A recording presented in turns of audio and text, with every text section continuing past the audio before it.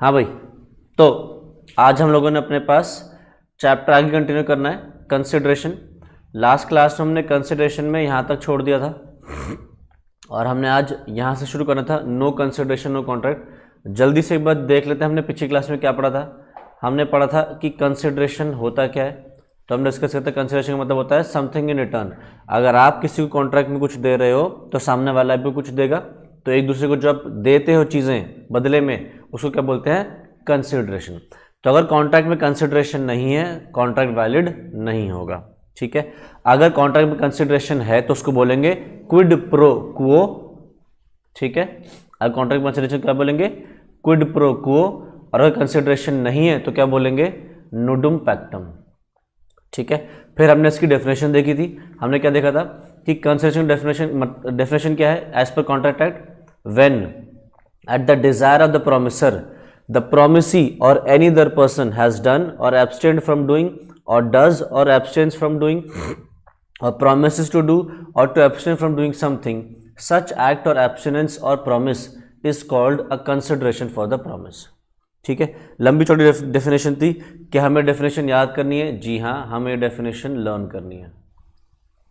ठीक है, क्योंकि छोटी छोटी डेफिनेशंस में वो एक्सप्लेनेशन अपना आप आ जाती है जो तुम्हारे को खुद याद नहीं रखनी पड़ेगी। मतलब तुम अपना आप वर्ड्स बनाने बैठोगे तो शायद वर्ड्स बना नहीं पाओगे एकदम से। तो ये जो डेफिनेशन है, छोटी छोटी डेफिनेशंस तुम्हें याद रखनी पड़ेंगी। जैसे हमने पिछले चैप्टर पढ़ा था, उसके अंदर ऑफर की डेफिनेशन याद रखनी है, एक्सेप्टेंस की डेफिनेशन याद रखनी है, वैसे ही इसके अंदर कंसिडरेशन की डेफिनेशन याद रखनी है हमने।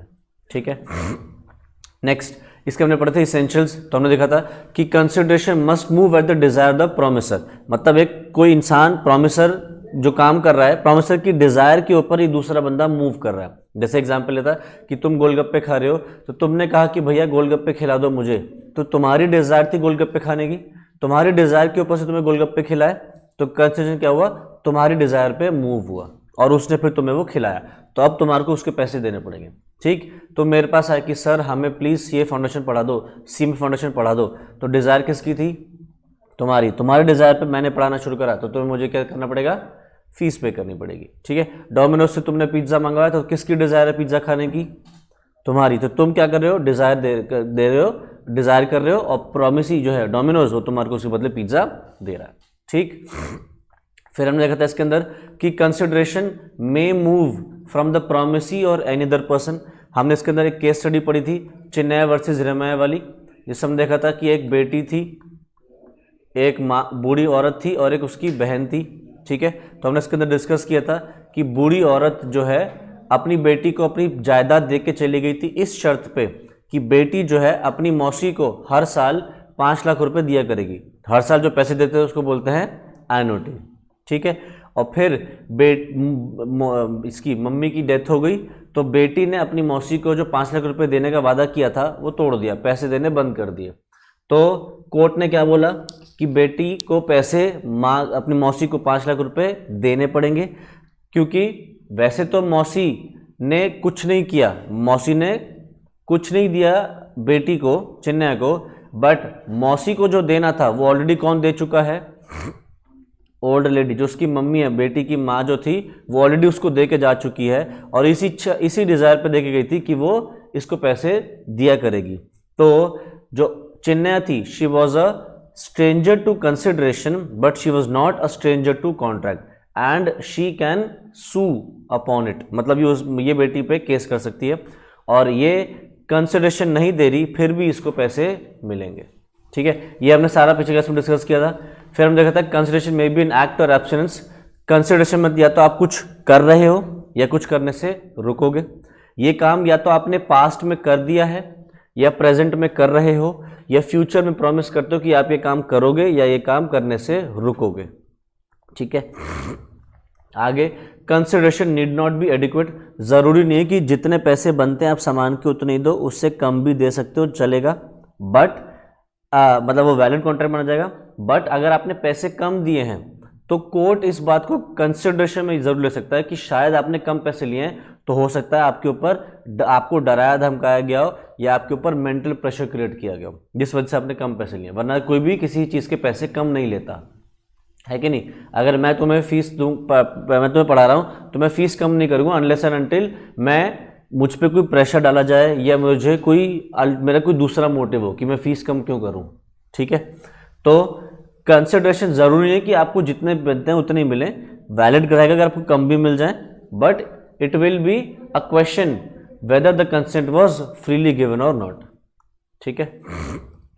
फिर हमने देखा था कि consideration must be real and not illusory. आप जो दे रहे हो वो एक्चुअल में पॉसिबल हो, इम्पॉसिबल चीज़ ना हो। एक पंडित तुमसे कह रहा है ये पूजा करवा लो, देख रहे हैं मरा हुआ आदमी जिंदा हो जाएगा, ठीक है। तो मैं तुमसे कह रहा हूँ कि तुम मुझे 5 करोड़ रुपए दो, मैं तुम्हें कोई मिल गया जादू ला के दूंगा, एक्चुअल वाला जादू तुम्हें ला के दूंगा, बताओ, नहीं हो सकता ना पॉसिबल। तो यानी कि आप जो दे रहे हो कंसिडरेशन, जो बदले में दे रहे हो आप, it should B practically possible, it should not be impossible या इल्यूजन, ख्याली नहीं होना चाहिए वो। Next, consideration must be lawful. जो आप दे रहे हो वो लीगली अलाउड होना चाहिए। मैं तुम्हें कह रहा हूँ कि मैं तुम्हें ड्रग्स दूंगा, तुम मुझे पैसे दोगे, ड्रग्स बेचना अलाउड है? नहीं। तो कंसिडरेशन क्या है, जो हम दे रहे हैं वो लॉफुल नहीं है, तो ये वैलिड कॉन्ट्रैक्ट नहीं बनेगा। और लास्ट क्या पढ़ा था हमने, consideration must not be a pre existing obligation और ड्यूटी। आप जो बदले में दे रहे हो अगर वो आपकी पहले से ही ड्यूटी है देने की, काम करने की, तो फिर आप उस चीज़ के पैसे नहीं मांग सकते। जैसे पुलिस वाला तुमसे क्या कह रहा है कि मैं तुम्हारे लिए चोर ढूंढ के लाऊंगा, तुम्हारा सामान ढूंढ के लाऊंगा, बदले में तुम मुझे पैसे दोगे। बताओ, पुलिस वाला इस चीज़ के पैसे मांग रहा है, वैलिड है? नहीं। क्यों?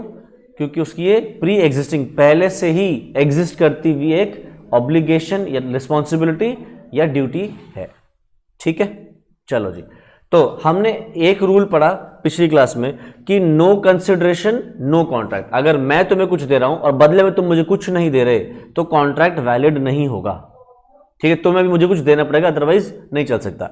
बट इस बात के भी कुछ एक्सेप्शंस हैं। एक्सेप्शन समझते हैं ना, कुछ चीजें जो इस रूल को तोड़ती हैं, ठीक है। तो सबसे पहला क्या है, an agreement made on account of natural love and affection. अगर आप किसी से प्यार मोहब्बत में कोई अग्रीमेंट करते हो, तो प्यार मोहब्बत में क्या आप सामने वाले से कुछ लेना चाहते हो? फॉर एग्जाम्पल, तुम्हारे पापा मम्मी तुम्हारे को फ़ोन देते हैं, आईफोन देते हैं, लैपटॉप देते हैं, तो प्यार मोहब्बत में देते हैं कि तुम उनकी औलाद हो, तो क्या उस बात के पैसे लेते हैं? नहीं। तो क्या ये इनवैलिड हो गया, लैपटॉप देना, ये सब देना तुम्हें? नहीं ना, ये वैलिड है। यानी कि आप नेचुरल लव एंड अफेक्शन में किसी को अगर कोई चीज़ देते हो तो वो वैलिड माना जाएगा। बट इसके कुछ रूल्स हैं, पहले वो रूल्स देख लेते हैं। नेचुरल, ये सब चीज़ें बुक में लिखी हैं, सिर्फ ध्यान देना समझने पे। नेचुरल लव एंड अफेक्शन के ऊपर क्या बात है? तो सबसे पहले parties should be in near relation to each other. Parties should be in near relation to each other, जिसका मतलब क्या है, पार्टीज का करीबी रिश्ता होना चाहिए, नजदीक का। ऐसा ना हो कि दूर के चाचा की मामा की बेटी की बहन है, नजदीकी रिश्ता, जैसे कि father and son, mother father, husband wife, बेटा बेटी, भाई बहन, नजदीक का रिश्ता होना चाहिए, ठीक है। दूसरा, in their should exist love and affection.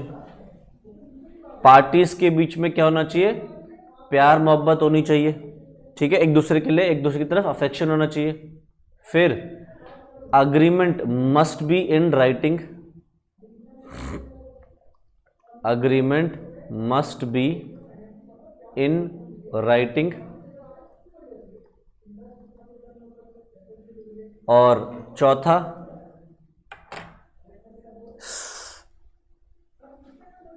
agreement must be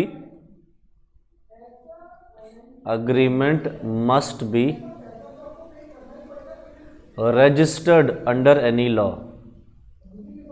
Agreement must be registered under any law, ठीक है। तो यानी कि अगर ये चारों कंडीशन पूरी हो रही हैं तभी हम कहेंगे कि ये वैलिड कॉन्ट्रैक्ट है। अगर एक भी कंडीशन टूटी तो क्या होगा, कॉन्ट्रैक्ट वैलिड नहीं रहेगा। ठीक है, तो पहला क्या, पार्टीज का क्या होना चाहिए, करीबी रिश्ता होना चाहिए। इट शुड बी, जो agreement it should there should exist love and affection, parties के बीच में प्यार मोहब्बत होनी चाहिए। अग्रीमेंट जो है वो राइटिंग में होना चाहिए, लिखित में होना चाहिए। And it should be registered under any law, किसी कानून के अंडर उसकी रजिस्ट्री हो रखी हुई होनी चाहिए। ठीक है, तभी हम क्या कहेंगे कि नेचुरल ये लव एंड अफेक्शन में जो दिया गया सामान उसके बदले आप कुछ नहीं ले रहे हो दूसरी पार्टी से तो वैलिड माना जाएगा। हाँ, क्या नहीं समझ में आया? इसमें क्या मुश्किल है? सबसे ज्यादा आसान चीजें तेरे को मुश्किल लगती है नालायक। लिख के होना चाहिए एग्रीमेंट कि हाँ हम कुछ दे रहे हैं और बदले में कुछ नहीं ले रहे। जो लिखित में है और रजिस्टर्ड है उसी की वैलिडिटी है। सामान की कुछ भी तूने देखा होगा कि लोग शादियों में अपने बेटी को दहेज में प्रॉपर्टी दे देते हैं, घर दे देते हैं, गाड़ी दे देते हैं। ठीक है, तो वो क्यों दे रहे हैं? पार्टीज के बीच में क्या है, नियर रिलेशन है, बेटा बेटी और बाप प्यार मोहब्बत में दे रहे हैं। वो राइटिंग में भी होता है और रजिस्ट्री भी होती है उसकी। तो वो जो दे रहे हैं वो क्या है, out of natural love and affection है। तो बाप तो अपनी बेटी को दे रहा है, बेटी कुछ दे रही है के बदले में नहीं ना, तो भी ये वैलिड माना जाएगा। ठीक है, चलो एक एग्जांपल लेते हैं, बताना।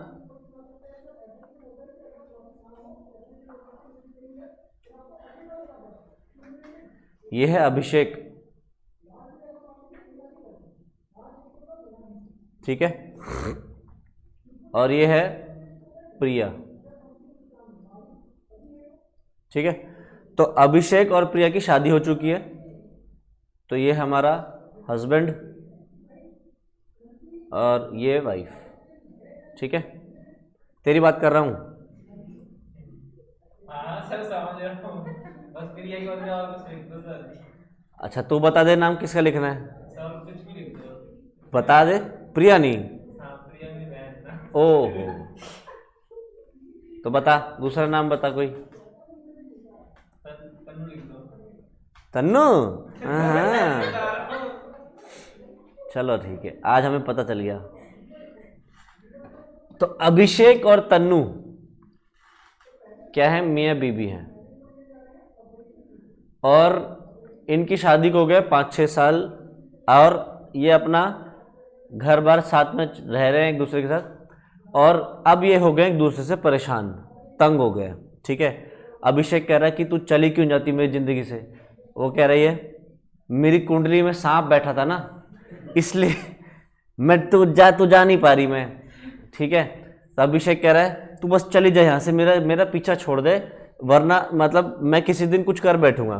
तन्नू कहती है चली जाती, अगर मेरे पास कुछ काम धंधा होता, मैं कमा रही होती तो मैं चली जाती, वो तो कमा तू रहा है इस वजह से मैं रुकी हुई हूँ, वरना मेरी देखभाल करने के लिए कुछ है नहीं तो मैं चली जाती थी। अभिषेक कहता अच्छा ये बात है, तो एक काम कर, तू निकल यहाँ से, मेरी जान छोड़, मेरे ऊपर मेरे सर मेरे छाती पर बैठ के रोज तांडव करती है तू निकल मेरे घर से, मैं तुझे बदले में हर महीने का 50,000 रुपये दिया करूँगा। वो कहती हट कंजर, तेरे बस की कहाँ है 50,000 रुपये देना है, तू दूध वाले को दूध के पैसे नहीं देता, तू मुझे 50,000 रुपये दिया करेगा। वो कहता है दूंगा 50,000 रुपये। बीवी कहती है, तन्नू कहती है मुझे तेरे भरोसा नहीं। कहता है ले, इसने साइड में से एक पेपर उठाया, उस पेपर पे लिख के दे दिया, I promise to pay 50,000 rupees to Tannu every month from such and such date. ठीक है, बीवी कह रही है कागज पे लिखने से क्या है, कागज पे तो मैं ये भी लिख दूं कि मैं तेरे को हर महीने का 2 लाख रुपए दिया करूंगी, मेरे पास रखे थोड़ी 2 लाख रुपए जो मैं हर महीने का दे दिया करूंगी। वो कह रहा है तो तू एक काम कर, चल मेरे साथ, हम चलते हैं नोटरी, और मैं इसको रजिस्टर भी करवा के आता हूँ। बीवी कहती लग रहा है कुछ तो ये ज़्यादा परेशान हो गया मुझसे। तो ये दोनों गए नोटरी। नोटरी समझते हो ना, जहाँ पे एक सरकारी काम होता है तो वो नोट करने के लिए एक नोटरी होता है, एक आदमी, वो नोट करता है कि आपने जो चीज़ अग्रीमेंट किया वो ठीक है नहीं। उसको नोटरी के पास गए और इसकी उन्होंने रजिस्ट्री भी करवा ली। ठीक है, कि अब हर महीने का अभिषेक तन्नू को दिया करेगा 50,000 रुपीज। बीवी खुश हो गई होगी अब तक या नहीं? तन्नू खुश हो गई? हो गई। क्यों? क्योंकि रजिस्टर हो गया, 50,000 रुपये देने और ये बात रजिस्ट्री में हो चुकी है। ठीक है, और तन्नू घर छोड़ के चली गई। टिक टिक टिक टिक टिक टिक टिक टिक टिक टिक टिक टिक टिक टिक टिक टिक, कागज तो ले जाना भूल गई।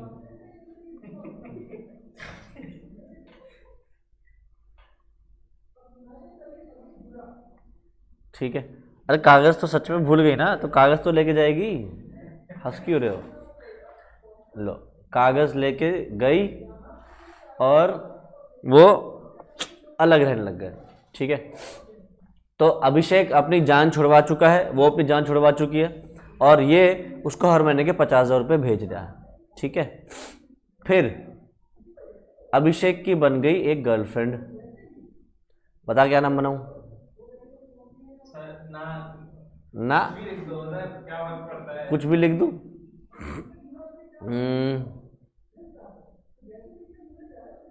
बसंती। ठीक है, अब बूढ़ी हो गई लड़की है, घोड़ी नहीं है। हाँ, तो अभिषेक और बसंती अब क्या है? गर्लफ्रेंड बॉयफ्रेंड बन गए। अभी इनका डिवोर्स नहीं हुआ है, कभी समझो इनका डिवोर्स हो चुका है, वो जा चुकी है इसकी लाइफ से, बाहर जा चुकी है और ये अब आपस में क्या है? गर्लफ्रेंड बॉयफ्रेंड है। ठीक है, अब अभिषेक को दिखा यार अब बसंती के साथ रहना, तो बसंती के भी खर्च उठाने पड़ रहे हैं और बीवी के भी खर्च उठाने पड़ रहे हैं। अभिषेक ने अपनी बीवी के ऊपर 50,000 रुपये जो हर महीने का खर्चा था वो बंद कर दिया, देने से मना कर दिया, और अब वो खर्चा किस पे करता है? बसंती के ऊपर। ठीक है, तो अब मेरा ये सवाल है कि अभिषेक ने जो तन्नू के साथ कॉन्ट्रैक्ट तोड़ा, इसके लिए अब तन्नू ने अभिषेक पे केस किया। ठीक है, बताओ कौन जीतेगा केस, अभिषेक या तन्नू? अभिषेक जीतेगा। अच्छा, तन्नू तन्नू अभिषेक, तू तो अपना नाम ही लेगा। तन्नू, देख रहे हो, लड़कियां लड़कों का साथ दे रही है, लड़का लड़के का साथ दे रहा है। हाँ, उन क्या रजिस्ट्री करवाई है ना? फिर हाँ, रजिस्ट्री करवाई है, रजिस्ट्री करवाई है। हाँ, सर इसमें कंडीशन है कि अगर डिवोर्स लेगी तभी तो मिलेगा ना, डिवोर्स लिया तो क्यों मिलेगा? डिवोर्स लेगी तो फिर नियर नजदीकी रिश्ता कैसे हो जाएगा? फिर हस्बैंड वाइफ ही नहीं रहेंगे। नालायक, बुद्धि तो लगा ले, ऊपर क्या लिखा है मैंने? नियर रिलेशन, नजदीक करीबी रिश्ता। अगर डिवोर्स ले तो हस्बैंड वाइफ थोड़ी रहेंगे, फिर तो अलग हो जाएंगे, फिर तो नॉर्मल इंसान, नॉर्मल इंसान थोड़ी देगा पैसे तू।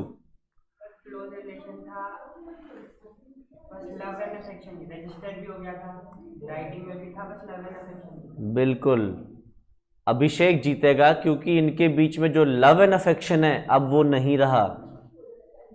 चारों चीजें पूरी होनी चाहिए ना। देखो, नियर रिलेशन है क्योंकि डिवोर्स नहीं हुआ, राइटिंग में है, रजिस्टर्ड भी है, बट प्रॉब्लम क्या आई? लव एंड अफेक्शन गायब हो चुका है। क्योंकि अब देखो अभिषेक किससे प्यार करता है? बसंती से।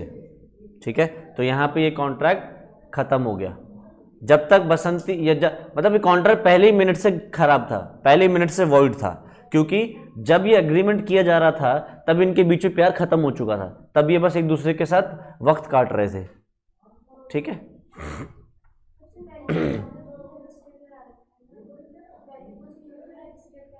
तो क्या हो गया? रजिस्ट्री होने से कुछ नहीं है, चारों चीजें होनी चाहिए। ठीक है, तो ये जो मैंने केस अभिषेक और तन्नू का लिया, यही एक केस हुआ राजलक्ष्मी देवी वर्सेस भूतनाथ मुखर्जी में। नाम भी तो देखो, भूतनाथ, कैसे नहीं जाएगी उसको छोड़ के तो राजलक्ष्मी देवी वर्सेस भूतनाथ मुखर्जी में भी सेम ही चीज हुई थी कि पत्नी छोड़ के चली गई थी, पति ने कहा था मैं तेरे को हर महीने के 50,000 रुपये दूंगा, तो मेरी जान छोड़ दे, और उसने राइटिंग भी करवा लिया था, उसको रजिस्ट्री भी करवा ली थी, और बाद में जब पैसे देने की बारी तो पति ने पैसे देने बंद कर दिए, नहीं दिए, और क्या बोला, मैं नहीं देता। फिर पत्नी ने केस किया और कौन जीता? पति। ठीक है, लड़के कह रहे होंगे हाँ सारी दुनिया में लड़के ही जीतते हैं, हमें तो कोई, हमारे लिए तो इंसाफ ही नहीं बचा। अरे भाई कंडीशंस तो पढ़ो, 4 कंडीशंस हैं, ऐसा कुछ नहीं कि लड़कियों के लिए बायस्ड है। अगर ये चीज़ें होती पूरी चारों तो पत्नी को मिलता पैसा। Next, agreement to compensate for past voluntary service. हमने एक चीज पिछली क्लास में डिस्कस करी थी, क्या थी? अगर आपने कोई वॉलंटियर वर्क किया है तो क्या उस वॉलंटियर वर्क के पैसे मिलते हैं? नहीं। अगर आज मैं तुमसे कह दूं कि ब्लड डोनेशन कैंप लगा रहा है कहीं पे, उसमें वॉलंटियर्स की जरूरत है, तुम उसमें जाओ वॉलंटियर करो, क्या पैसे मिलेंगे? नहीं मिलेंगे, क्योंकि वॉलंटियर वर्क क्या करते हो? आप अपनी इच्छा से करते हो, आपको अपने आप से करने का मन है, आपको कोई जबरदस्ती नहीं कर रहा है, आपसे ये नहीं कर रहा कि आप आओगे तो आपको कुछ दिया जाएगा।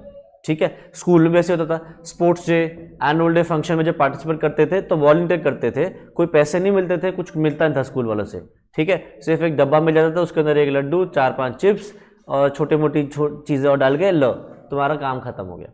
ठीक है, तो अगर आपने पास्ट में कोई वॉलंटरी वर्क करा है उसके पैसे आपको ठेंगा नहीं मिलेगा। बट अगर आपने पास्ट में कोई वॉलंटियर वर्क किया अपनी इच्छा से और जिसके लिए किया उसने खुश होकर आपको प्रॉमिस किया कि मैं आपको इस चीज के पैसे दूंगा, और ये बात वो राइटिंग में दे दे आपको, तो फिर आप उससे उस चीज के पैसे ले सकते हो। ठीक है, जैसे फॉर एग्जांपल मेरा वॉलेट सड़क पे पड़ा हुआ गिर गया, तुम्हें मिल गया, ठीक है, और तुमने मेरा वॉलेट के अंदर पैसे बचा लिए। अब मैं तुमसे क्या कह रहा हूँ, प्रॉमिस कर रहा हूँ कि तुम मेरे पास आना 2 महीने बाद अभी तो मुझे इन पैसों की जरूरत है, 2 महीने बाद आना, मैं तुम्हें 1000 रुपये का रिवॉर्ड अनाउंस करूंगा। तुम कह रहे हो 2 महीने बाद तो अब कोई याद भी नहीं रहेगा हम कौन थे। मैं कहा नहीं ऐसा कुछ नहीं है, मुझे याद रहेगा, मैं तुम्हें राइटिंग में लिख के देता हूँ कि तुम 1000 रुपये मैं तुम्हें दूंगा, और राइटिंग में तुम्हें मैंने प्रॉमिस कर दिया। तो तुमने क्या किया, तुम्हें वो मिला मेरा पर्स, और मैंने तुम्हें खुद प्रॉमिस किया कि मैं तुम्हें वापस दूंगा 1000 रुपये। तो तुम क्या कर सकते हो, 2 महीने बाद आके मुझसे पैसे ले सकते हो। मैं बदले में तुम मुझे दे रहे हो, बदले में मैं कुछ नहीं दे रहा, या तुमने मेरे लिए ढूंढा था पर्स, मैं तो बदले में कुछ नहीं कहा था, मैं बदले में कुछ देने की जरूरत नहीं थी मेरी, बट क्योंकि मैंने प्रॉमिस कर दिया तो अब मुझे तुम्हें पैसे देने पड़ेंगे। ठीक है, या फिर किसी का घर जल रहा था, तुमने घर जलते हुए घर में आग बुझा दी, उसकी हेल्प कर दी जिसका घर जल रहा था, तो उसे तुम्हें प्रॉमिस कर दिया कि यार थैंक यू सो मच, आपने मेरे बीवी बच्चों को जलने से बचाया, मेरे घर वालों को जलने से बचाया, मेरा सामान जलने से बचाया, तो आपको मैं अगले महीने आ जाना मेरे पास, मैं आपको 10,000 रुपये एज अ रिवॉर्ड दूंगा। तो अगर ये बात उसने तुम्हें प्रॉमिस कर दी, राइटिंग में दे दी, तो तुम उससे पैसे ले सकते हो। ठीक, अब इसके अंदर हाँ सर, अगर कोई सामान खो गया और उसके मैंने पर्चे छपा दिए, 5000 रुपये ले जाना, उसके पर्चे छुपा दिए, छपवा प्रिंट करवा दिए, हाँ, कि 5000 रुपये लेके जाना, उसके बाद वो आया और उसने मेरे सामान दे दिया, उसे पता नहीं था, फिर क्या होगा सर? तो देना पड़ेगा तुझे, क्योंकि तूने उसको ऑफर कम्युनिकेट कर दिया, उसे पता नहीं था, फिर नहीं मिलेगा। तो सर पर्चे तो छपा दिए थे, तो उसने पर्चे देखे नहीं ना, तो ये तो हमने एग्जाम्पल ऑफर एंड एक्सेप्टेंस में पढ़ा था, हाँ सर, तो बस फिर तो ये सेम ही चीज़ एग्जाम्पल में वही चीज़ यहाँ पे भी लगेगी। ठीक है, अच्छा, तो पहला है voluntary service. When there is a voluntary act, voluntary act तो समझ में आ गए, अपनी इच्छा से कोई काम किया by one party, and there is a subsequent promise to pay compensation to the former. Former मतलब 2 वर्ड होते हैं, एक होता है वर्ड फॉर्मर, एक वर्ड होता है लैटर। कुछ बच्चे इसको लेटर पढ़ते हैं, लेटर नहीं है, ये लैटर है, डबल टी है। लेटर होता तो एक टी होता सिर्फ। ठीक है, तो फॉर्मर जो ये वर्ड होता है इसका क्या मतलब होता है, कोई बता सकता है? जो ये वर्ड फॉर्मर है इसका क्या मतलब होता है?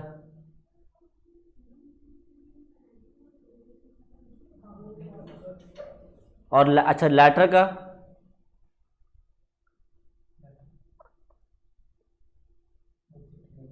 देखो, ये वर्ड जो लिखा है फॉर्मर, फॉर्मर का मतलब होता है पहला, और लैटर का मतलब होता है लास्ट।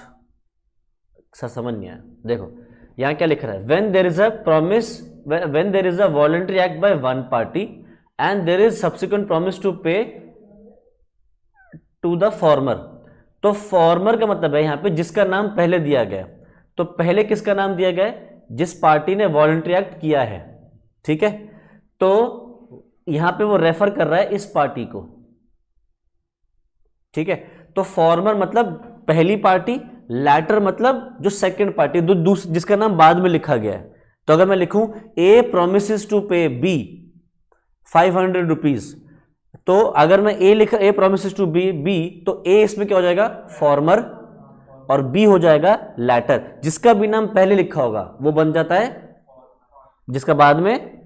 तो यहां पे देखो, when there is a voluntary act by one party and there is subsequent promise to pay compensation to the former. तो जो सब्सिक्वेंट प्रॉमिस कर रहा है, सब्सिक्वेंट मतलब बाद में आगे चल के जो प्रॉमिस कर रहा है, तो ये होगी सेकंड पार्टी, मतलब जिसके लिए काम किया गया।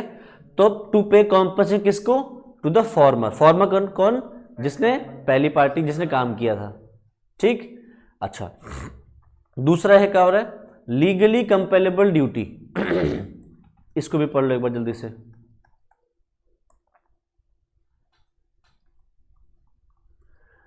ये है ए, छोड़ो ए छोड़ो, ये है एच, ये है यार डब्लू, और ये है एस। कहने का मतलब क्या है, हस्बैंड, वाइफ और सन, ठीक है। तो इनका घर बार चल रहा था, इसमें हस्बैंड कमाता था, बीवी हाउसवाइफ थी और बच्चा स्कूल जाता था, ठीक है। एक दिन हस्बैंड का बहुत बुरा एक्सीडेंट हुआ और हस्बैंड के पैर खराब हो गए, ऐसे हो गए, ठीक है, टेढ़े मेढ़े हो गए। मैं मजाक नहीं उड़ा रहा हूं ऐसे लोगों का, मैं बस तुम्हें दिखाना चाह रहा हूं कि देखो अब वो बेचारा खराब, उसके पैर खराब हो गए, ठीक है, मजाक नहीं उड़ाना चाहिए ऐसे किसी का। तो अब वो बेचारा क्या हो गया है,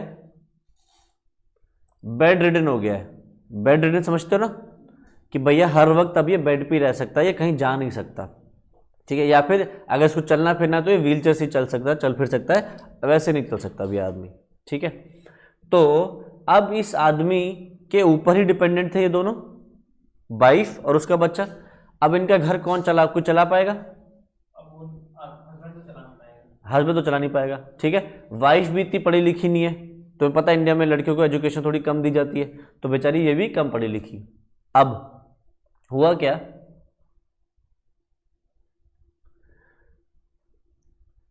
ब्रदर ऑफ एच क्या करता है, इसकी देखभाल करता है, इसकी भी देखभाल करता है और इसकी भी देखभाल करता है। मतलब ब्रदर जो है, एच का जो भाई है, वो इन तीनों की देखभाल करना शुरू करता है। मतलब इनके जो खर्चे हैं, खाना पीना, रहना, रेंट, इनके घर का रेंट, सब कुछ कौन खर्चा उठा रहा है, ब्रदर ऑफ एच, ठीक है। अब ये ब्रदर जिम्मेदारी किसकी पूरी कर रहा है, एच की। जिम्मेदारी थी एच की, कौन पूरा कर रहा है, ब्रदर। तो सवाल यह है कि क्या इस ब्रदर को पैसे मिलने चाहिए इनकी देखभाल करने के लिए, मिलने चाहिए, क्योंकि जो जिम्मेदारी एच का भाई पूरी कर रहा है वो जिम्मेदारी थी किसकी, एच की थी। तो यहां पे लीगली कंपेलेबल ड्यूटी इसकी है, लीगल ड्यूटी किसकी है, एच की है, जो पूरा कर रहा है ब्रदर ऑफ एच। तो इसको इस बात के पैसे मिलेंगे, किससे पैसे मिलेंगे, एच से पैसे मिलेंगे। सर क्या बात कर रहे हो, एच की टांगे देखी नहीं आपने, अब वो काम नहीं कर सकता, कहां से करेगा, एच की प्रॉपर्टी से पेमेंट होगी। आया समझ, यहां पे एच क्या है, एक डिस्क्वालिफाइड पर्सन हो गया एक तरीके से, मतलब पर्सन जो केपेबल नहीं है कॉन्ट्रैक्ट करने के लिए। तो अब ये पैसे तो दे नहीं सकता, ये क्या करेगा, अपनी प्रॉपर्टी में से पैसे चुकाएगा, किसको, अपने ब्रदर को। किस चीज का, रियल लाइफ में हम करते नहीं, अलग बात है, बट ले सकता है ब्रदर ऑफ एच, ठीक है।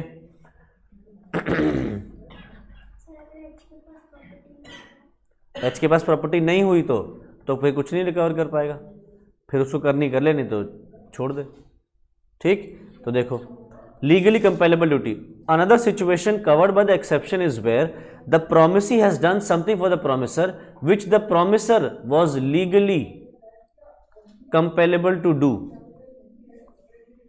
ठीक है। तो क्या लिख रहा है, promisee has done something for the promisor which the promiser was legally compellable to do. समझ में आ रहा है? तो देखो, a subsequent promise to pay for such an act is enforceable. तो अगर ये जो एच है अपने भाई को प्रॉमिस कर दे कि मैं तुझे इस बात के पैसे दूंगा, तो इसको इसके पैसे मिलेंगे। किससे, कहाँ से मिलेंगे? इसकी प्रॉपर्टी से, क्योंकि ये तो खुद काम नहीं कर सकता जाके अब। ठीक है, नेक्स्ट सी पॉइंट। हम पढ़ क्या रहे हैं सर? हम भूल गए, हम पढ़ क्या रहे थे? नो कंसिडरेशन नो कॉन्ट्रैक्ट के एक्सेप्शंस। मतलब यहां पे कंसिडरेशन नहीं भी है तब भी कॉन्ट्रैक्ट वैलिड है। तो ये वो चीजें, पहला था नेचुरल लव एंड अफेक्शन में, दूसरा वॉलंटरी सर्विसेज का भी, तीसरा क्या है? अग्रीमेंट टू पे अ टाइम बार्ड डेट।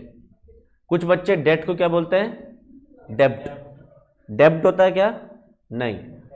ठीक है, time barred debt. Time barred debt, sir पहली चीज तो यही समझा दो हमें, ये वर्ड ही हमने पहली बार सुना है। तो देखो, टाइम बार्ड डेट का मतलब होता है, डेट का मतलब तो लोन समझते हो, ये तो क्लियर होगा। ठीक है, और टाइम बार्ड, टाइम बार्ड का मतलब क्या है? जिसका टाइम निकल गया हो। ठीक है, मतलब आपको अब उस पैसे को, उस लोन को रिकवर करने का अधिकार खत्म हो गया आपका। सर ऐसा भी हो सकता है क्या? जी हाँ, अगर आपने किसी को लोन दिया है तो आप उससे रीपेमेंट की एक डेट फिक्स करते हो कि वो कब आपको रीपे करेगा। तो जब उसकी रीपेमेंट डेट आई तो आपको उससे पैसे ले लेने चाहिए, और आपके पास अधिकार है कि वो पैसा आप उसके अगले 3 साल तक उससे ले सकते हो। पर अगर 3 साल तक भी तुमने अगर उससे वो पैसा नहीं लिया तो उसके बाद तुम्हारा अधिकार खत्म हो जाएगा पैसा लेने का। ये बात कहाँ लिखी है? लिमिटेशन एक्ट के अंदर लिखी है कि 3 साल तक आप किसी से पैसा रिकवर कर सकते हो जो आपने दिया था। अगर 3 साल तक भी रिकवर नहीं किया तो आपका हक खत्म हो गया टू रिकवर दैट मनी। ठीक है, ध्यान रखना है बात। तो ये लिमिटेशन एक्ट में लिखी है। तो अगर हम समझ नहीं आए एक बार और।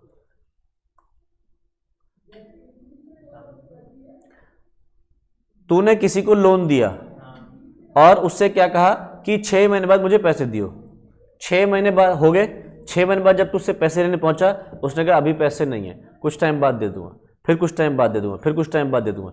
ऐसे करते करते अगर 3 साल निकल गए और उसने 3 साल तक भी तुझे पैसा नहीं दिया, तो 3 साल के बाद तू उससे पैसा नहीं ले सकता। ठीक है, अब तू कह रहा है सर 3 साल तक मैं वेट तो नहीं करूंगा, मैं हो सकता बीच में केस कर दूं अगर नहीं दे रहा तो। अगर केस चल गया, केस कर दिया, तब तो ले सकते हो, फिर चाहे 3 साल हो जाए चाहे 30 साल हो जाए। अगर केस चल रहा है कोर्ट में कोई दिक्कत नहीं, बट अगर 3 साल के अंदर तुमने डिमांड ही नहीं करी या डिमांड करी उसने नहीं दिया और केस नहीं किया तुमने, तो तुम 3 साल के बाद उससे वो पैसा रिकवर नहीं कर सकते। ठीक है, वो क्या बन जाता है? Time barred debt. ठीक, अब देखो इसको ऐसे समझो, ये है अक्षत, नहीं तेरे को नहीं समझा रहा मैं, ये है पूर्ति, पीयू,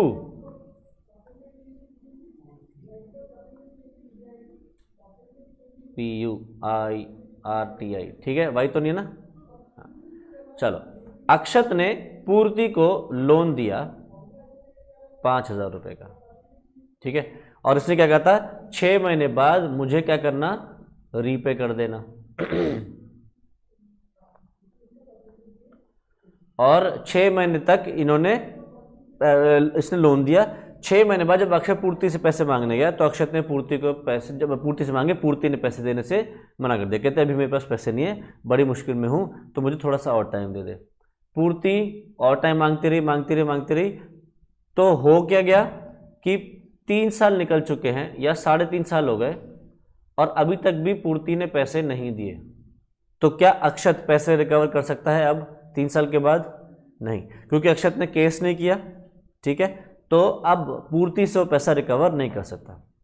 ठीक है, अब 3.5 साल के बाद पूर्ति के पास पैसे आ जाते हैं। पूर्ति बन गई हमारी सीए, और सीए बनने के बाद उसने क्या कहा कि सबसे पहले मैं अपने बैचमेट का पैसा चुकाऊंगी। उसने मेरी एक ऐसे टाइम पे हेल्प करती जब मुझे ज़रूरत थी पैसों की, तो मैं उसको पैसे वापस करूंगी।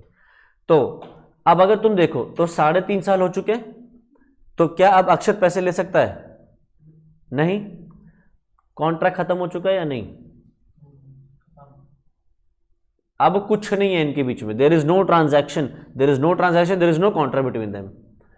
3.5 साल के बाद जब पूर्ति सीए बन जाती है तो पूर्ति आगे क्या कहती है अक्षत से कि अक्षत तुझे याद है मैं तेरे को फाउंडेशन में मिली थी, आज मैंने अपना फाउंडेशन क्लियर कर लिया है, सॉरी फाउंडेशन नहीं, आज मैंने अपना सीए क्लियर कर लिया है और अब मैं तेरे पैसे चुकाना चाहती हूँ।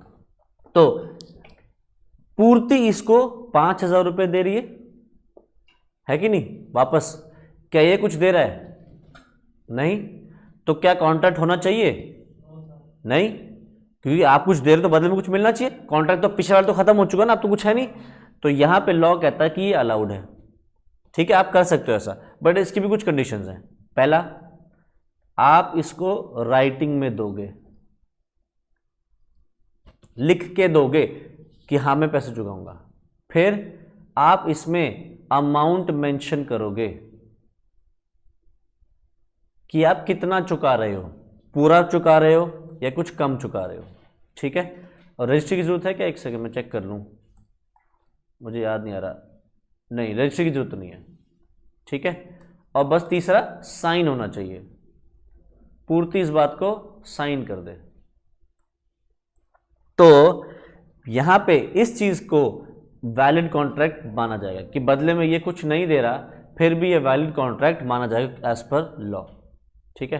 तो पढ़ो, when where there is an agreement made in writing signed by the debtor or his agent to pay wholly or in part a debt barred by the law of limitation, the agreement is valid even though it is not supported by any consideration, ठीक है।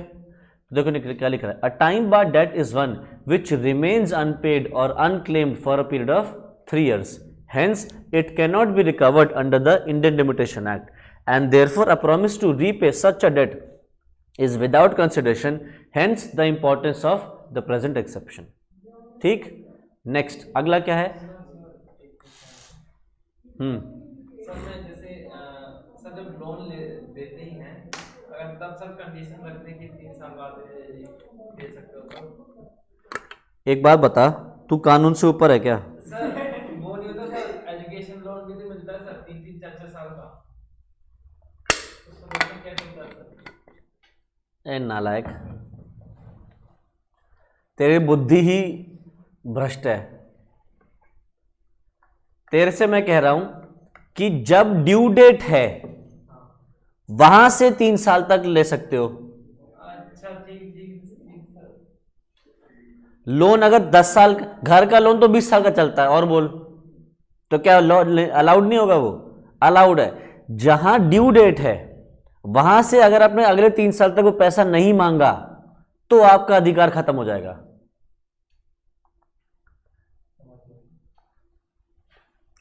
Next, completed gift. Gift तो समझते हैं, हम किसी को कुछ दे रहे हैं तो क्या बदले में कुछ चाहिए होता है?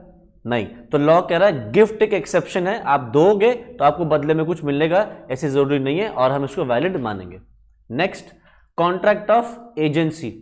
अगर आप किसी को अपना एजेंट बनाते हो तो आप उसको एजेंट बनाने के पैसे नहीं दोगे, एजेंट बनने के बाद जो आपके लिए वो काम करेगा उसके पैसे दोगे, ठीक है। जैसे फॉर एग्जांपल मैं अपनी कोचिंग इंस्टीट्यूट में अक्षत को अपना एजेंट रख लेता हूं कि अक्षत तू हमारे लिए काम ढूंढ के लाइयो, ठीक है। तो मैं उसको अपना एजेंट बना रहा हूं, तो एजेंट बनाने पे मैं उसको पैसे नहीं दूंगा, मैं ये जो मेरे लिए काम ढूंढ के लाएगा, बच्चे ढूंढ के लाएगा मेरे लिए, तो मैं उसको उसकी बच्चों की एक सर्टेन फीस परसेंटेज दे दूं या इसको सैलरी बेसिस पर रख लूं, वो मेरे ऊपर है। बट एजेंट बनाने के लिए कोई पैसे नहीं देने, क्योंकि एजेंट जब बना रहा हूं तो कॉन्ट्रैक्ट कर रहा हूं ना मैं, उसके कोई पैसे नहीं लगेंगे। नेक्स्ट है बेलमेंट। बेलमेंट का मतलब क्या होता है? कोई बता सकता है? किसी को कुछ भी थोड़ा बहुत आइडिया हो? या ग्रेचुइटस बेलमेंट का मतलब आइडिया हो? सर बेलमेंट नहीं पता, आप ग्रेचुइटस बेलमेंट पूछ रहे हो। पहली बात तो ग्रेचुइटस मतलब नहीं पता, ना बेलमेंट का मतलब पता, दोनों ही नहीं पता। कुछ भी आइडिया नहीं। बेलमेंट होता है जब आप किसी को अपना कोई सामान देते हो एक पर्पस के लिए, और जैसे उसका वो पर्पस पूरा हो जाए वो सामान उसको वापस कर देना चाहिए, उसको बोलते हैं बेलमेंट। समझ नहीं आया सर? देखो तुम अपने घर पे अपने लैपटॉप पे बैठे काम कर रहे थे, ठीक है, सडनली तुम्हारी डोरबेल बजती है, तुम्हारा दोस्त तुम्हारे घर पे आता है और क्या कहता है, यार अपना लैपटॉप मुझे दे दे, मुझे ना अपने कॉलेज में प्रेजेंटेशन देनी है, उसके लिए प्रेजेंटेशन बनानी है, मेरा लैपटॉप ख़राब हो गया है। तो तुम क्या करते हो, अपने दोस्त को लैपटॉप दे देते हो, फिर किस पर्पज़ के लिए दे रहे हो, प्रेजेंटेशन बनाने के लिए। तो दोस्त को क्या करना चाहिए, जैसे ही प्रेजेंटेशन बन जाए लैपटॉप वापस कर दे। तो तुमने जो ये दोस्त को दिया इसको क्या बोलते हैं, बेलमेंट, ठीक है। तो मैंने ये तो बोलता, बेलमेंट क्या है, आप सामान देते हो किसी को एक पर्पस के लिए, और जैसे ही वो पर्पस पूरा हो जाए सामान क्या कर दे, वापस कर दे, ठीक है। क्या तुम दोस्त से इस बात के पैसे लोगे, लेगा नहीं ना, तू तो ले लेगा, दुकानदार है ना तू, है ना।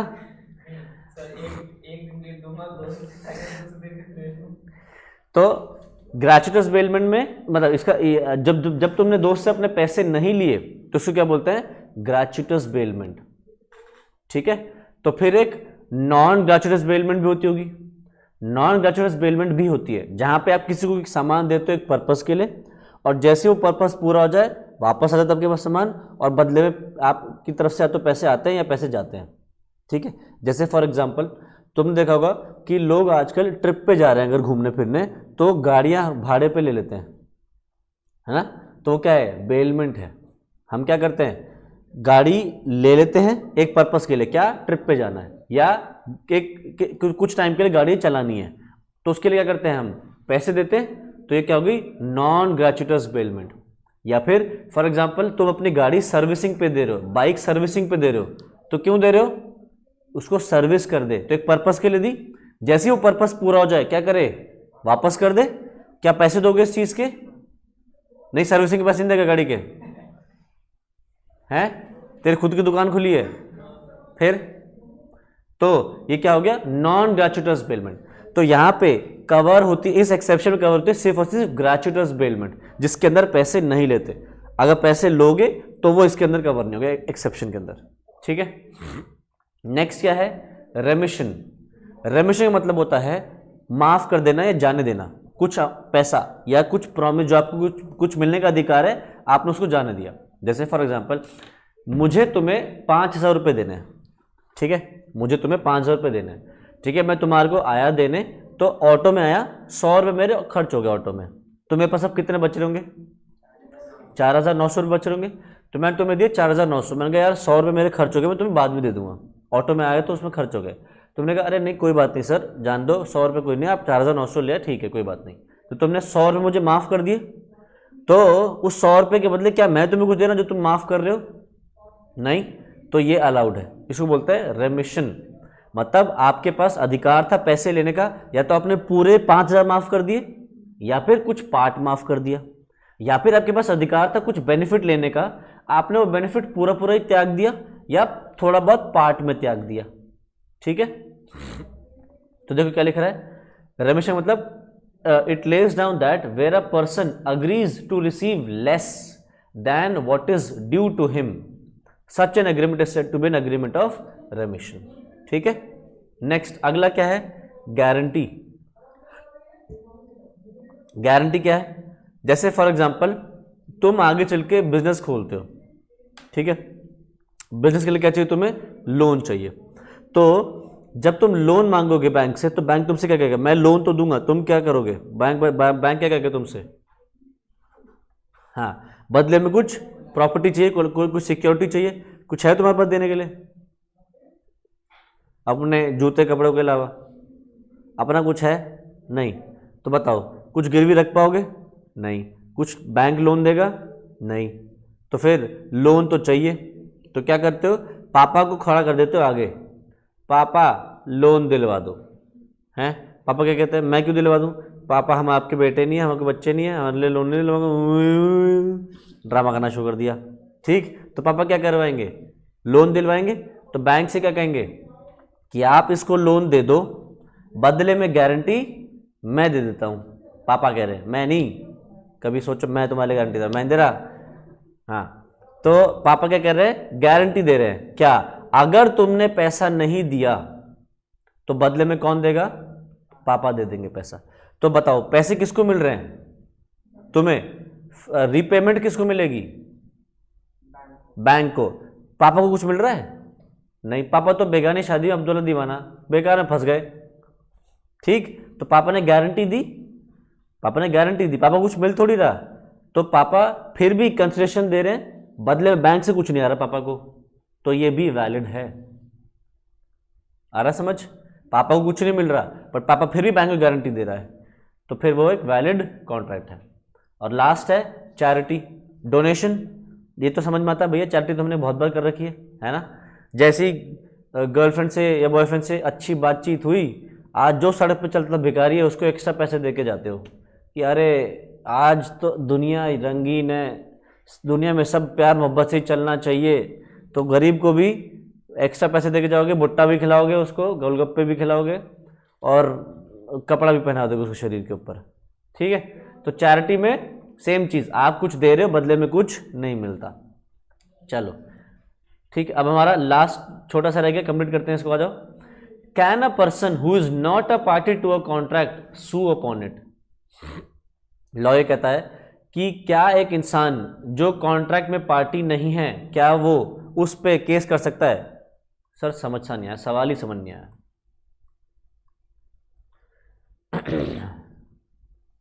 ये हो तुम, ठीक है, और ये है तुम्हारा बॉस।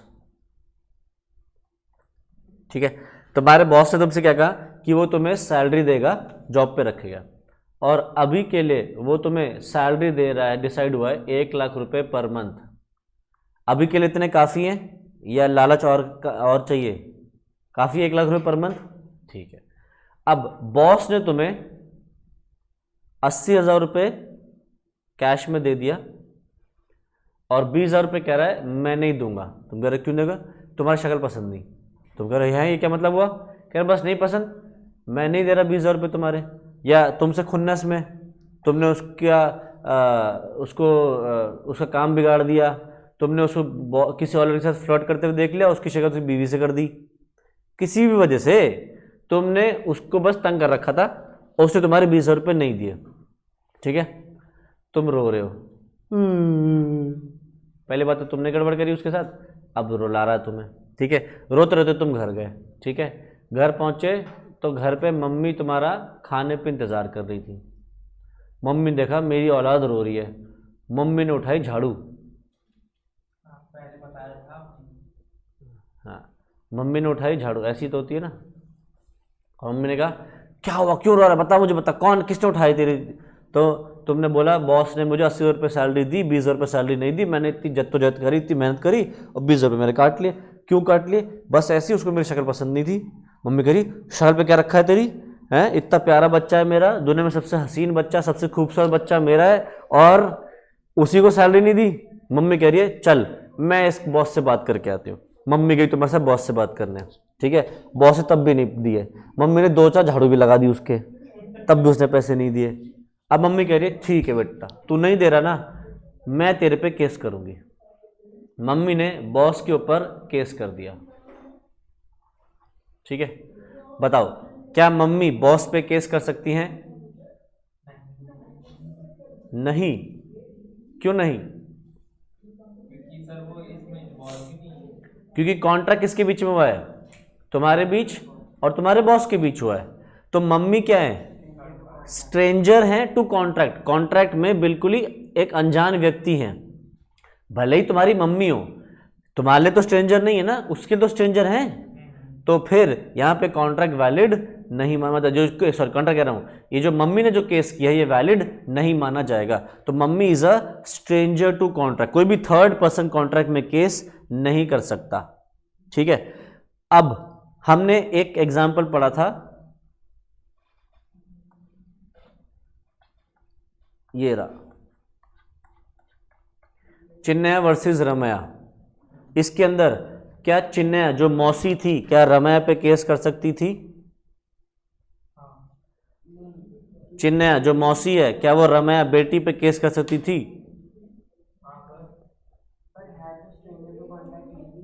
नहीं सर, आपने एक और वर्ड बताया था, स्ट्रेंजर टू कॉन्ट्रैक्ट है सर, स्ट्रेंजर टू कॉन्ट्रैक्ट है but part of the contract. Chinmaya मौसी जो है वो रमाया पे केस कर सकती है। Chinmaya is not a stranger to contract, वो कॉन्ट्रैक्ट में स्ट्रेंजर नहीं है, वो कंसिडरेशन में स्ट्रेंजर है।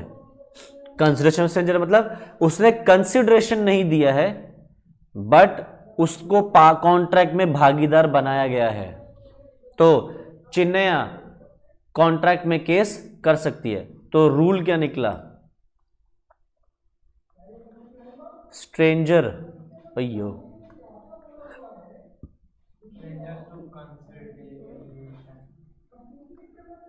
stranger to contract cannot sue upon it। ठीक है, जो कॉन्ट्रैक्ट में स्ट्रेंजर है वो केस नहीं कर सकता। स्ट्रेंजर टू कंसिडरेशन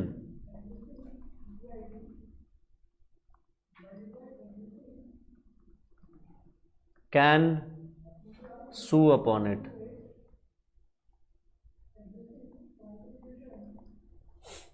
जो कॉन्ट्रैक्ट में स्ट्रेंजर है मतलब जो कॉन्ट्रैक्ट में पार्टी ही नहीं, जैसे अभी तुम्हारे और बॉस के कॉन्ट्रैक्ट में मम्मी बिल्कुल ही अलग पार्टी थी, वो केस नहीं कर सकती। बट जो चिन्मया वर्सेस रमैया वाला एग्जांपल था उसके अंदर जो बूढ़ी औरत है, जो माँ थी, माँ ने अपनी बेटी को प्रॉपर्टी दी ही इसी शर्त पे थी कि वो इस प्रॉपर्टी से आता हुआ 5 लाख रुपए या प्रॉपर्टी के बदले हर साल अपनी मौसी को 5 लाख रुपए दिया करेगी। तो देखा जाए तो जो मौसी है चिन्मया, उसने अपनी बेटी उसने रमैया को कुछ नहीं दिया, तो वो क्या है? Stranger to consideration. कंसिडरेशन में कोई कुछ हिस्सा नहीं है उसका, बट कॉन्ट्रैक्ट में पार्टी, इनके बीच में जो कॉन्ट्रैक्ट हुआ उसमें वो पार्टी है, क्योंकि इसने दिया ही इसी शर्त पे था अपनी बेटी को कि इसको हर साल 5 लाख रुपए दिया करेगी। ठीक है, तो स्ट्रेंजर टू कॉन्ट्रैक्ट उस पर केस नहीं कर सकता, but a stranger to consideration can sue upon it. ठीक है,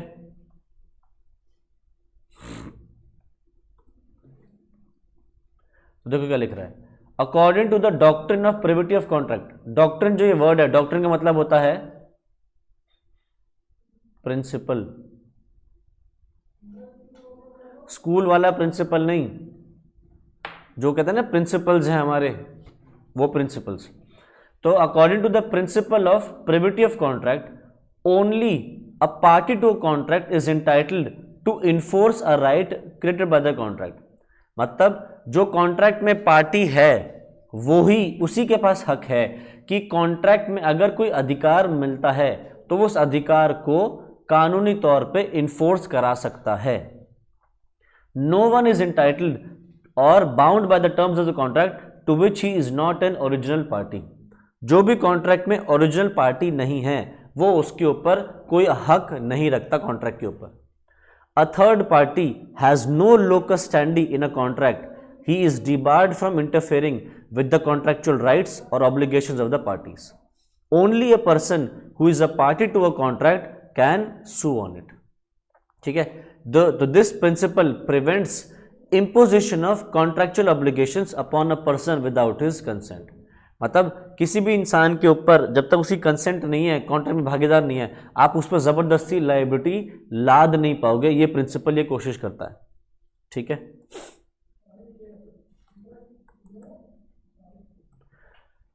आगे difference between stranger right of a stranger to contract and to a stranger to consideration. A stranger to contract that is one who is not a party to it can not file a suit to enforce it. A contract between P and Q cannot be enforced by R। Contract अगर P और Q के बीच में है तो R उसको enforce नहीं करा सकता। जैसे तुम्हारे बॉस के एग्जांपल है, मम्मी नहीं करा सकती। But a stranger to consideration can sue to enforce it provided he is a party to the contract. तो a contract between P, Q and R whereby P pays money to Q for delivering goods to R can be enforced by R although he did not pay any part of the consideration। समझ में आ रहा है इसको? Contract किसी बीच में हुआ है P, Q and R में, जिसमें P क्या करेगा? P पे करेगा पैसा किसको? Q को, ताकि Q कर सके गुड्स डिलीवर कर सके R को। तो it this contract can be enforced by R although he did not pay any part of the consideration. ठीक है, जैसे फॉर एग्जाम्पल तुमने अपने दोस्त के लिए एक मोबाइल फ़ोन खरीदा गिफ्ट में, छोटे मोटे आदमी तो हो नहीं तुम, पैसों की कमी भी नहीं है, तो तुम क्या कर रहे हो, दोस्त को छोटी मोटी चीज़ें गिफ्ट देते नहीं, ये बॉल वॉल जिसमें वो चमकीले चमकीले सी उड़ते रहते हैं ना, वो सब नहीं देते तुमने सीधा दिया अपने दोस्त को एक मोबाइल, और क्या किया, उसके घर पे डिलीवर करने आने के लिए अमेजोन से ऑर्डर कर दिया, और तुमने पे कर दिया, और क्या करना है, अमेजोन ने सीधा सीधा डिलीवर करना है। अब अमेजोन ने डिलीवर नहीं करा, अमेजोन कह रही है कि तुम पैसे दे रहे हो, मैं उसको फ़ोन दे रही हूँ, वो मुझे क्या दे रहा है, बदले में मुझे कुछ दे तो रहा नहीं, तो मैं उसको कुछ नहीं दूंगी। तो बता अमेजोन ऐसा कर सकता है क्या? नहीं, क्योंकि तुम्हारे उसको पैसे मिलने हैं, उसका काम क्या है, फ़ोन डिलीवर करना। अब वो फ़ोन वहाँ डिलीवर होगा जहाँ तुम कहोगे, करेक्ट। तो यही चीज़ हो रही है कि पी पेज मनी, पी में मान लो खुद को, pays money to Q, Q को समझ लो अमेजोन, तो P pays money to Amazon for delivering goods to R, can be enforced by R. मतलब तुम्हारा दोस्त अगर उसके पास वो फ़ोन नहीं पहुँचा तो तुम्हारा दोस्त भी अमेजोन के ऊपर केस कर सकता है। ठीक है, चलो अब इसके भी कुछ एक्सेप्शन है। There are certain exceptions to the rule that a stranger to contract can not sue upon it. देखो जनरल रूल क्या है, जो भी कॉन्ट्रैक्ट में स्ट्रेंजर है वो केस नहीं कर सकता, है ना। जैसे तुम्हारी मम्मी केस नहीं कर सकती, बट इसके भी कुछ एक्सेप्शंस हैं। पहला क्या है, beneficiary in case of a trust. तो ये वही एग्जांपल होगी जिससे मैंने अमेजोन वाला एग्जांपल लिया था। ठीक है, कि भैया जैसे फॉर एग्जांपल तुमने अपने दोस्त को यहाँ से कुछ सामान भिजवाया, तुम बैठे हो नोएडा में और तुम सामान भिजवा रहे हो कहाँ पे, फॉर एग्जांपल मुंबई में। ठीक है, तो तुमने अपने दोस्त को सामान भिजवाया थ्रू पोस्ट। तो जब तुम पोस्ट से सामान भेजते हो तो पोस्ट ऑफिस वाले तुम्हारे को एक रिसीट देते हैं कि हाँ आपने हमारे पास सामान भिजवाया है और इसके इतने पैसे भी हमने आपसे लिए हैं। कभी स्पीड पोस्ट करा तुम लोगों ने? कभी भी करा नहीं? ये छोटे छोटे काम भी नहीं करे, स्पीड पोस्ट करके आना कभी। तो देखना, तुम जब स्पीड पोस्ट कराओगे, सामान दोगे, वो तुम्हारे को एक छोटी सी रसीद देंगे, वो एक प्रूफ है कि हाँ तुमने सामान दिया था, और तुम उससे ट्रैक कर सकते हो अपना सामान पैकेज का। ठीक है, तो तुम्हारे दोस्त से तुम्हें पैसे दिए थे, तुम्हारे दोस्त ने तुम्हें पैसे दिए थे कि भाई ये सामान भिजवा दियो मुझे, मेरे वहाँ पे नहीं मिलता मेरे शहर में। तुमने सामान खरीदा, अच्छे से पैक किया, पोस्ट ऑफिस को दे दिया, और सामान क्या किया, सेंड करवा दिया टू योर फ्रेंड। ठीक है, तो उस जो पैकेज जो तुमने भिजवाया उसका बेनिफिट कौन उठाएगा? फ्रेंड उठाएगा। ठीक है, तुम्हें पता होगा इंडिया में पोस्ट में सामान काफ़ी चोरी हो जाता है ना। मनी ऑर्डर भेजोगे तो डेफिनेटली चोरी हो जाएगा, और अगर तुम कभी वो भेजोगे सामान, तो कभी कभी सामान गायब हो जाता है। तो हुआ क्या, तुम्हारे को उन्होंने रसीद दे दी और सामान दे दिया, सामान अपने पास रख लिया, और सामान कहाँ जाना था, मुंबई जाना था। हुआ क्या, सामान मुंबई पहुंचा ही नहीं। तुम्हारा दोस्त ने तुमसे पूछा भाई सामान भिजवाया नहीं भिजवाया? तुमने कहा मैंने तो बहुत पहले भिजवा दिया था, घर में बस सामान आज तक नहीं पहुंचा। तो वहाँ पे पहुंचा, पोस्ट ऑफिस पहुंचा तुम्हारा दोस्त, कहता है, पोस्ट ऑफिस वाले कहते हैं हमारे पास तो कोई सामान ही नहीं, हमारे पास तो कोई कुछ है ही नहीं प्रूफ। तो वो दोस्त तुमसे कह रहा है तू नालायक, तू धोखेबाज, तूने मेरा सामान भिजवाया नहीं। तुम कह रहे पागल हो गया क्या, जुबान संभाल ले, मेरे पास ना रसीद पड़ी है। तो उसने कहा फ़ोटो भेज, तुमने फ़ोटो भेज दी। ठीक है, और प्रूफ में उसमें लिखा है कि तुमने इस दिन पे इतना सामान ये सामान भेजा था, उसकी रसीद है तुम्हारे पास। अब क्या तुम्हारा दोस्त तुम पे इल्ज़ाम लगा सकता है? हाँ, कि तुमने सामान नहीं भेजा? नहीं, तुम्हारे पास प्रूफ है। तो क्या वो पोस्ट ऑफिस पे केस कर सकता है? कर सकता है। तो देखो, तुमने सामान पोस्ट ऑफिस को दिया था, तो तुमने पोस्ट ऑफिस पे भरोसा किया था। ठीक है, और उस भरोसे को तोड़ना ना तोड़ना पोस्ट ऑफिस वालों की जिम्मेदारी थी। उस भरोसे का बेनिफिट किसको मिलने वाला था? दोस्त को मिलना था। तो दोस्त क्या हो गया? बेनिफिशियरी हो गया। तो वो जो बेनिफिशियरी है तुम्हारा दोस्त, वो एक इस ट्रस्ट पे जो ट्रस्ट तुमने पोस्ट ऑफिस में जताया है, इस ट्रस्ट कॉन्ट्रैक्ट पे केस कर सकता है कंपनी के पोस्ट ऑफिस के ऊपर। ठीक है, तो वो कॉन्ट्रैक्ट में पार्टी नहीं है तुम्हारा दोस्त, फिर भी वो केस कर सकता है क्योंकि ही is a beneficiary in case of a trust. तुमने ट्रस्ट पर सामान भेजा, उस ट्रस्ट का भरोसा कौन उठा रहा है? दोस्त उठा रहा है, तो वो बेनिफिशियरी हो गया, वो तुम्हारा दोस्त केस कर सकता है। पढ़ो क्या कह रहा है। An agreement to create a trust can be enforced by the beneficiary though he was not a party to the contract between the settlor and the trustee. तो example, S agrees to transfer certain properties to T to be held by T in trust for the benefit of B. B can enforce the agreement though he was not a party to the agreement. ठीक है, और एक एग्जाम्पल पढ़ लो। In Khwaja Mohammad versus Husaini Begum, A and B made an agreement that A's son S and B's daughter D would be married, both being minors at the time. A और B, A कौन है? बाप, B कौन है? बाप। A का एक बेटा है S, B की एक बेटी है D। ठीक है, तुम्हें याद होगा पुराने ज़माने में माँ बाप की जब दोस्ती होती थी तो उनके अगर बेटा बेटी हो जाए तो बचपन में कह देते थे कि हम इनकी शादी कराएंगे। ठीक है, याद होगा, फिल्मों में भी देखा होगा तुमने कि बचपन में तय हो गया था कि हमारी शादी तो इसी से होगी। ठीक है, और हुआ क्या? वैसे ही कुछ हुआ। ए और बी ने क्या किया? एक अग्रीमेंट किया कि जब एस और डी बड़े हो जाएंगे तब इनकी क्या करवाएंगे? हम शादी करवा देंगे। In consideration of this marriage A promised to B that he will give to D, his daughter-in-law, an amount in perpetuity as what is a traditional payment, खर्चाए पानदान।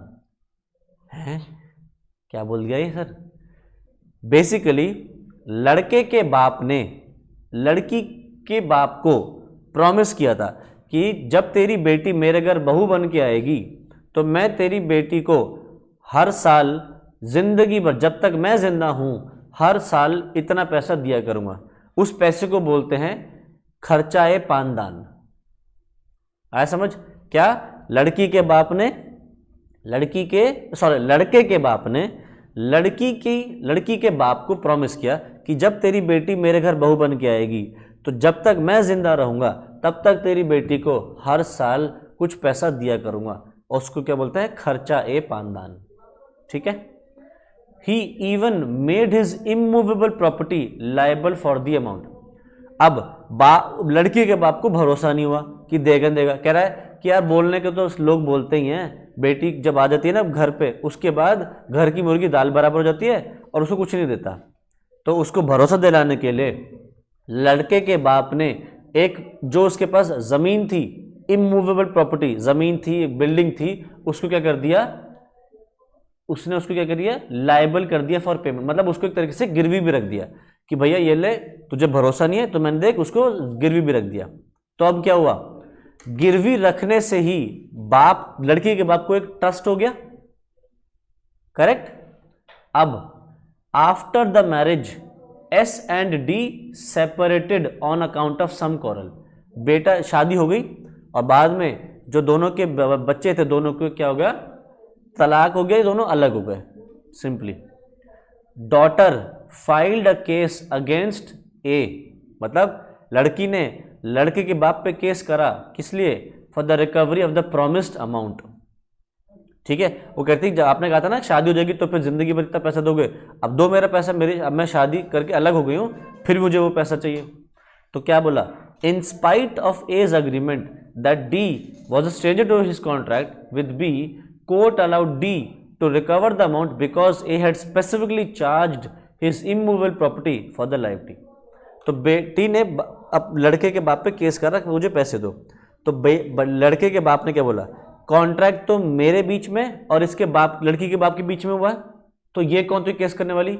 ये मुझ पे केस नहीं कर सकती, she is a stranger to contract. तो law ने यहाँ पे क्या बोला? कोर्ट ने बोला कि जो बेटी थी वो ट्रस्ट की बेनिफिशियरी थी, आपने ट्रस्ट क्रिएट किया था। कैसे? In the form of charging your immovable property. Immovable property को गिरवी रख के आपने एक चार्ज क्रिएट किया, ट्रस्ट क्रिएट किया था। तो उस ट्रस्ट का बेनिफिट किसको मिलने वाला था? बेटी को। तो आपको उस बेटी को पैसा देना पड़ेगा और बेटी कॉन्ट्रैक्ट में केस कर सकती है क्योंकि she is a beneficiary in case of a trust. ठीक है, अगला क्या है? Family settlement. तो अगर फैमिली डिस्प्यूट्स होते हैं, they are settled by mutual agreement and the terms of the settlement are written down in a document, it is called a family settlement. Such agreements can be enforced by members of the family who were not originally parties to the settlement. तो तुम देखोगे घर का बंटवारा हो जाता है ना? तो फैमिली सेटलमेंट क्या होता है? घर का बंटवारा हो जाना। तो अगर घर का बंटवारा होता है तो वो क्या होता है, राइटिंग में होता है हमेशा, ज़्यादातर, ठीक है। तो जब बंटवारा हो गया तो वो जो प्रॉपर्टी बच्चों में बटी, जिसमें भी बटी, वो जो उन जिनके पास वो प्रॉपर्टी आई, अब उनके जो आने वाले बच्चे होंगे वो भी उसके अंदर कॉन्ट्रैक्ट के अंदर केस कर सकते हैं आगे चल के, अगर कभी जरूरत पड़ी, भले ही वो ओरिजिनली पैदा भी नहीं हुए थे। सोचो वो पैदा भी नहीं, तो नींद आ रही है? हाँ आ रही है, यूं जो जब झोंके आ रहे हैं। हाँ, तो फैमिली सेटलमेंट में जो बंटवारा हुआ, तो बंटवारा मान लो 3 भाइयों में हुआ फॉर एग्जांपल, और उनके भी कोई बच्चे नहीं है, ठीक है, 3 भाइयों में बंटवारा हो गया। अब जब उन्होंने बाद में शादियां करी, शादी के बाद उनके बच्चे भी हो गए, तो उनके बच्चे भी उस कॉन्ट्रैक्ट में आगे चल के कभी जरूरत पड़ी तो केस कर सकते हैं, भले ही वो ओरिजिनली कॉन्ट्रैक्ट में पार्टीज नहीं थे, ठीक। नेक्स्ट है assignee of a contract. Contract में अगर एक असाइनी है तो असाइनी भी केस कर सकता है। सर असाइनी क्या होता है? देखो बस खत्म होने वाला है, नींद बस रोक के रखो अपनी, घर जाके फिर जितनी जोर की लेनी हो नींद ले लेना। ये हो तुम और ये है एसबीआई। तुम एसबीआई से कह रहे हो कि मुझे लोन दे दे, कितने का? 5 लाख रुपए का। एसबीआई तुमसे कह रही है कि बदले में सिक्योरिटी क्या दोगे? तुमने कहा सिक्योरिटी में पैसे तो नहीं है, सॉरी सिक्योरिटी में मेरे पास कोई घर जमीन जायदाद तो नहीं है, बट मेरे पास एक इंश्योरेंस पॉलिसी है, LIC से ली हुई है, मेरे पास एक इंश्योरेंस पॉलिसी है और उस पॉलिसी की सरेंडर वैल्यू है 7 लाख रुपए।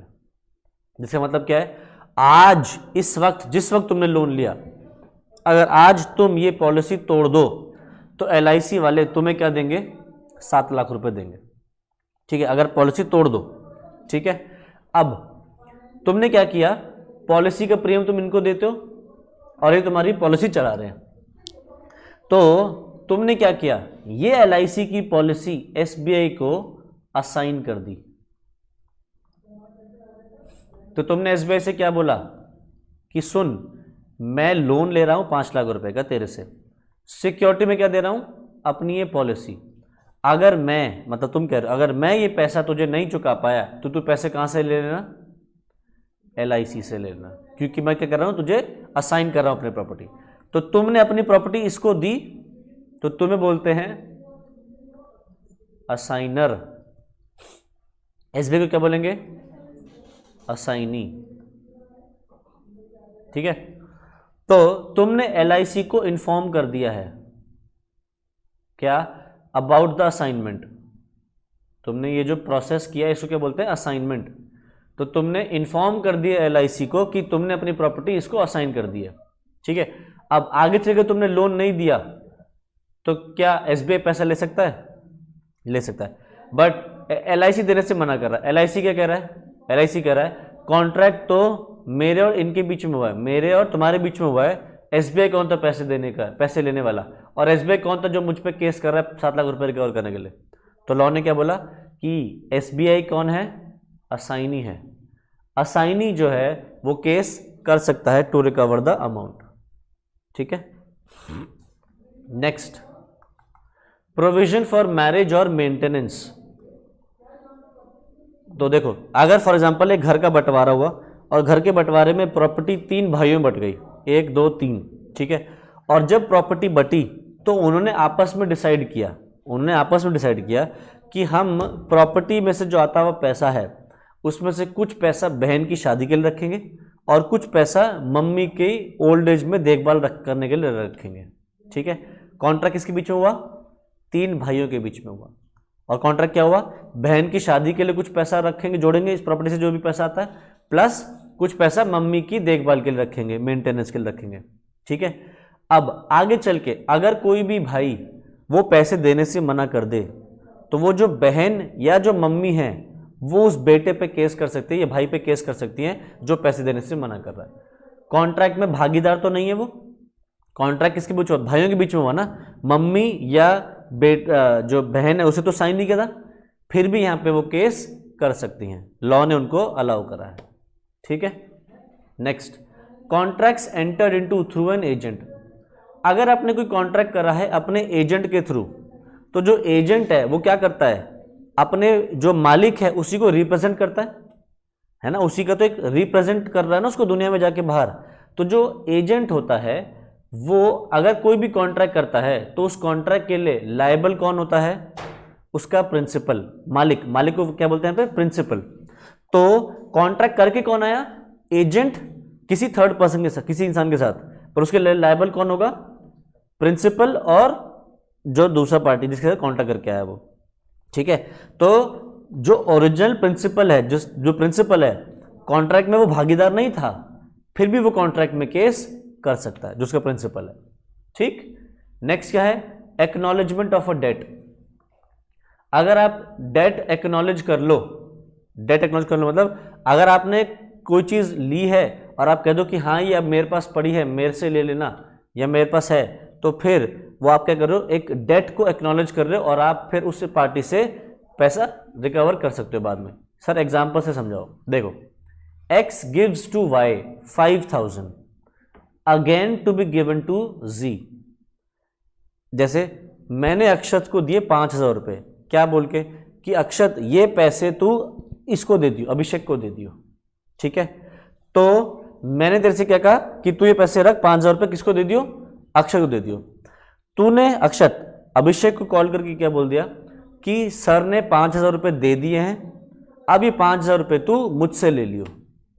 ठीक है, तो तूने क्या किया, एक्नॉलेज किया कि हाँ तेरे पास वो पैसा आ चुका है। तो अब मैंने और तेरे कॉन्ट्रैक्ट किसी बीच में, मेरे और तेरे बीच में, कि तुझे इसको पैसे देने। ठीक है, अब ये कॉन्ट्रैक्ट में पार्टी तो नहीं हमारे कॉन्ट्रैक्ट में, बट ये तुझ पे केस कर सकता है। ठीक है, तो देखो क्या लिख रहा है, x gives to y 5000 again to be given to z। y informs z that he is holding the money for him. Later on, y refuses to pay the money. z is entitled to recover the money from y. ठीक है, और last है कोविनेंट्स attached with land. ठीक है, कोविनेंट्स मतलब land के साथ जुड़ी हुई कोई भी अगर वो है बेनिफिट है, या कोई भी अगर कोई उसके साथ कोई रिस्ट्रिक्शन है, कुछ भी जुड़ी हुई है, तो वो जो कॉन्ट्रैक्ट है, जो लैंड जो खरीद रहा है उसको अगले वाले बंदे को ट्रांसफर हो जाती है। जैसे फॉर एग्जांपल अक्षत के पास एक जमीन का टुकड़ा है। ठीक है, जमीन है किसकी, अक्षत की। अक्षत इस जमीन को रेंट पे चढ़ा के रिकवर करता है रेंट हिमानी से। ठीक है, अब ये जमीन अक्षत की मैंने खरीद ली, तो ऑटोमेटिकली रेंट अब किसको मिलना शुरू हो जाएगा, मुझे मिलना शुरू हो जाएगा हिमानी से। ठीक है, तो देखो वही लिख रहा है, in case of covenants running with the land, the person who purchases the land with the notice that the owner of the land is bound by certain duties affecting the land, the covenant affecting the land may be enforced by the successor of the seller. ठीक है, तो जमीन के साथ अगर कोई भी चीज जुड़ी हुई है तो वो जो नेक्स्ट परचेजर है उस नेक्स्ट परचेजर को भी वो कोविनेंट्स, जो भी ड्यूटीज हैं, कोई अगर कोई बेनिफिट है तो बेनिफिट मिलेगा, अगर कोई रिस्पॉन्सिबिलिटी तो रिस्पॉन्सिबिलिटी पूरी करनी पड़ेगी उसको। ठीक है, और यहां से चैप्टर कंसिडरेशन भी हमारा खत्म हो गया। ठीक है, बताओ इसके अंदर कोई चीज नहीं आई समझ, कुछ चीज पूछो तो बोलो। आ गया? ठीक है, चलो जी, तो आज इतना ही रखते हैं, इसके आगे नेक्स्ट क्लास में कंटिन्यू करते हैं फिर। Bye bye.